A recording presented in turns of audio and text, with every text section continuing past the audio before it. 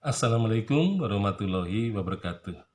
Jadi arsip memang secara berjenjang dilaporkan dari tingkatan yang terendah sampai ke tingkatan yang tertinggi. Nah, jadi laporan-laporan dari desa masuk ke kepala under distrik, kepala under distrik menyerahkan kepada kepala distrik dan baru kepada bupati. Jadi bupati ini merupakan eh, kepala wilayah yang paling ya menengah itu ya, yang paling tinggi barangkali karena inilah pejabat yang diangkat terutama dari kalangan bangsa pribumi. Artinya seorang gubernur provinsi itu bukan kewenangan orang pribumi tapi kewenangan orang Belanda itu ya. Jadi pejabat birokrasi tertinggi yang dipegang oleh orang pribumi adalah bupati. Dan bupati merupakan pejabat yang diberikan ya secara turun-temurun. Nah, maka arsip-arsip yang masuk ke arsip nasional itu semuanya dilaporkan oleh bupati melalui asisten residen. Nah, kemudian juga karena kabupaten itu ada di suatu karesidenan, maka masuk ke karesidenan dan baru ke provinsi dan setelah itu ke pusat gitu ya. Nah, jadi memang ini suatu birokrasi yang bertingkat-tingkat.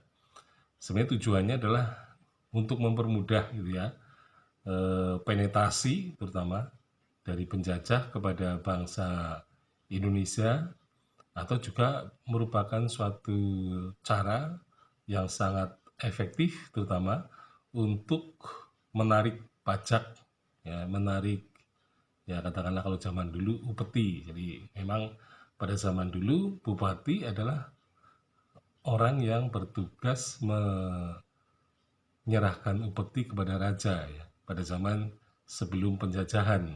Nah, setelah zaman kolonial ini dipakai untuk menyerahkan pajak ya, pajak-pajak yang ditarik oleh rakyat gitu.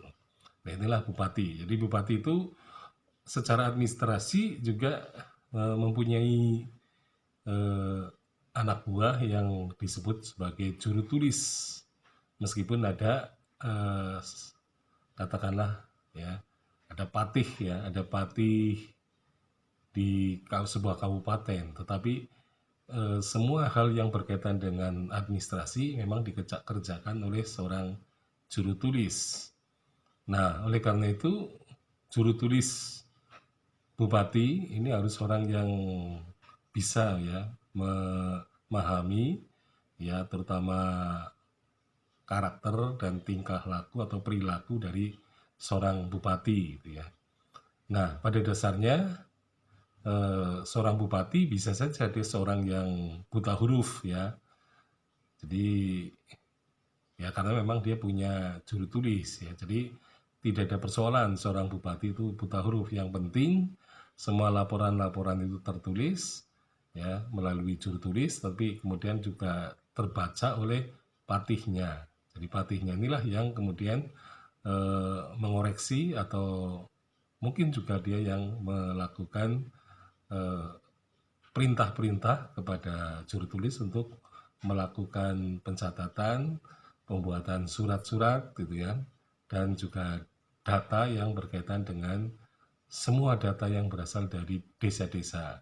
Jadi laporan-laporan desa itu saya kira terbaca oleh seorang juru tulis dan kemudian juru tulis itu membuat semacam laporan yang bersifat umum. Nah, kemudian baru diserahkan ke asisten residen atau residen. Ya, sekian. Assalamualaikum warahmatullahi wabarakatuh.